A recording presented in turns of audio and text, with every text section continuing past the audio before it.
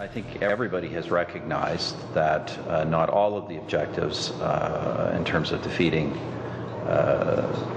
ISIL can be accomplished just through an aerial campaign, but nevertheless an aerial campaign can have considerable effect, and I think all the evidence suggests it is having considerable effect. We all recognize that it has to ultimately be pushed back on the ground. That's the Prime Minister today saying that airstrikes will not be enough to defeat ISIS straight up in Iraq and Syria. The admission comes as Canadian fighter jets conducted their first strikes in Iraq over the weekend. The government says 2 fighter jets dropped 500-pound laser-guided bombs on targets near Fallujah. You probably remember the city of Fallujah from the Iraq War. That's 69 kilometers west of Baghdad, once the scene of very, very heavy fighting by U.S. forces there. Right now, the government is not saying what was targeted, but CBC News has learned that ISIS dump trucks and bulldozers may have been hit.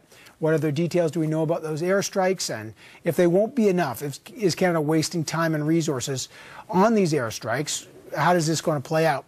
Joining me now, the Parliamentary Secretary to the Defence Minister, Mr. James Bezan, the NDP Defence Critic, Mr. Jack Harris, and the Liberal Foreign Affairs Critic, Mr. Mark Garneau. Gents, thanks for being here. Let's just start with those airstrikes, Mr. Bezan. Canadian fighter jets conducted those first airstrikes over the weekend. Any new details about what they hit and possibly what they were actually targeting?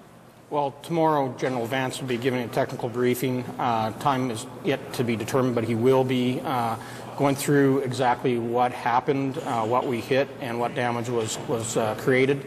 And you know, got to remember that this was done as part of the coalition effort, flying these sorties in conjunction with Allied aircraft.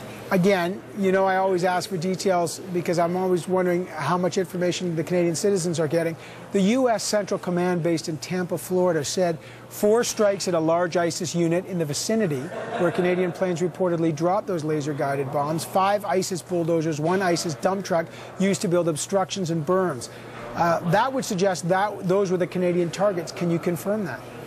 And as I said, it was tomorrow we'll have General Vance give us all those details as to exactly what we targeted and what we hit and what damage was caused. And as already been said, it was a 4-hour mission. It involved air-to-air refueling with our Polaris aircraft, and all planes returned safely to base. Okay, let's get to what the Prime Minister said. Now, I'll start with the opposition on this one, then we'll move to Mr. Bezan.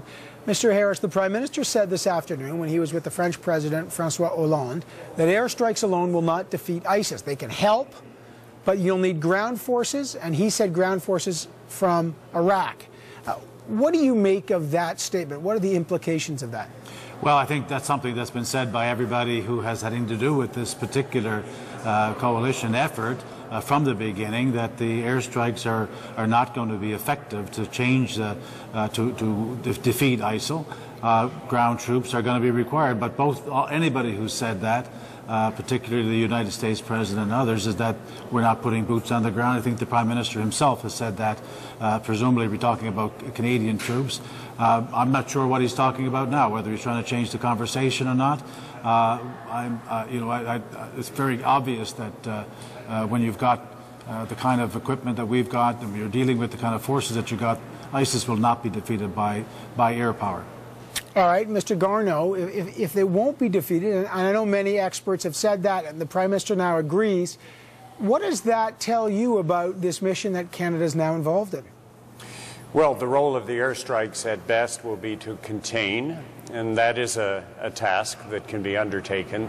In the meantime, the Iraqi army is having to get itself ready so that it eventually will take on ISIS itself. And that's important because after, and let's hope for a successful outcome, it may be a long ways from now, but afterwards you don't want to be left with a vacuum in the country. And if the Iraqi forces themselves take on ISIS and defeat them, then there's a much greater chance of some stability after all of this is over. I got to say the news hasn't been good, Mr. Bezan. 3 months of airstrikes have not come close to defeating ISIS, some containment in some places. But look, over the past week, the Iraqi government said 322 members of the Sunni-based tribe were murdered by ISIS. Then you've had reports, I was reading the Washington Post, that The American-backed moderate rebels in Syria were defeated by Jabhat al-Nusra, another group separate from ISIS that the Americans have also bombed, but that was seen as a major setback on the ground there. Their weapons were turned over. This seems to be getting more complicated, not less complicated. What does this tell you about the efficacy of these bombs? Well, I think that we are slowing down the progress that ISIL had, and I think as more and more allies join this fight that we can contain it and make sure that they aren't spreading their brutality and hate and genocidal tendencies across the region. But as Prime Minister Harper said today, yes, we can have a good deal of impact by using air power.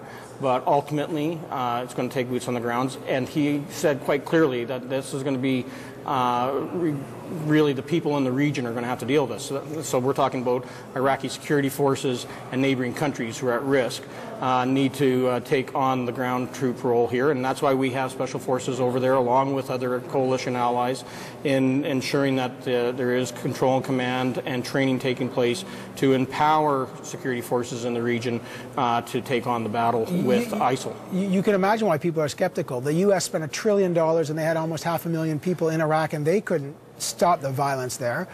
So, you know, some people wonder why now a training mission would be more successful. In your view, I mean, you talk about containment. Contain them where? Where do you think ISIS ought to be contained there? In those large swaths of Iraq and Syria? What does containment mean?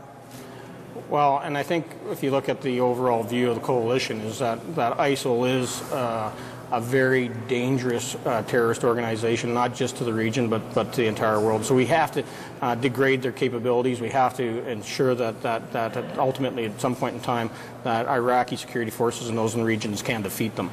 But we are making sure that we stop the inflow of more fighters coming in, that any big movements of equipment are targeted through airstrikes. And I think that we can have an impact here that will position ground forces in the region to defeat ISIL. Mr. Harris, Mr. Garneau, what do you make of that strategy? Well, you know, one of the concerns from the very beginning of this, and we've raised this in debates, is that given the fact that there's 12 people, or 12 countries rather, committed to airstrikes, and they've been active since the middle of August, that you're going to run out of targets very soon. We're already talking about hitting bulldozers or dump trucks. There's a famous statement by Colin Powell, the American general and Secretary of State, talking about the Americans using $500,000 bombs to blow up pickups, and how wasteful that was and how ineffective that was after a certain period of time.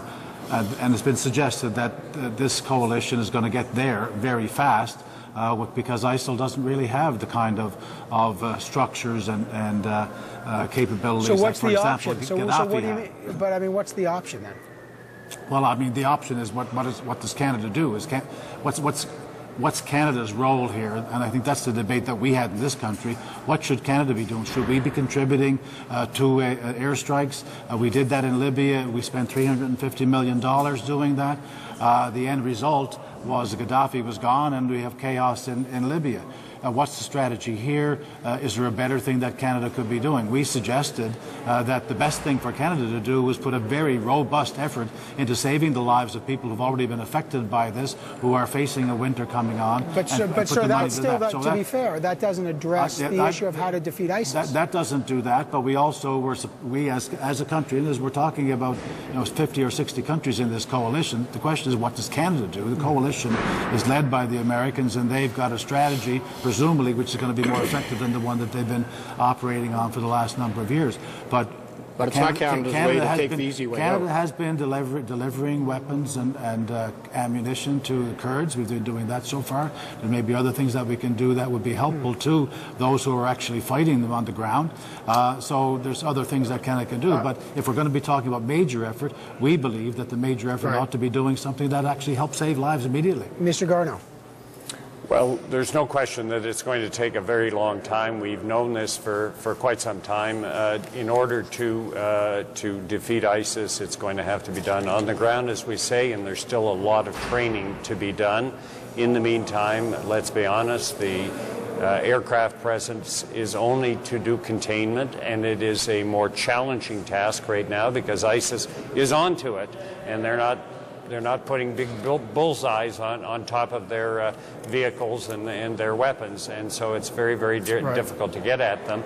And really, you know, if air power is going to be able to have a significant impact, there has to be a considerably more presence. At the moment, a few hours a day is not the same as 16 to 24 hours. ISIS figures it out and knows that it's safe for it to move in the other 16 hours when nobody's around. All right, it will be complicated. Obviously now with the news that Jabhat al-Nusra had a major victory against American-backed forces in Syria, and now the Canadian forces, we understand, bombing near Fallujah. We'll wait more confirmation tomorrow from General Vance, James Bezan, Jack Harris, Mark Garneau. Always appreciate the three of you coming on. Thanks so much. Thank you, Evan.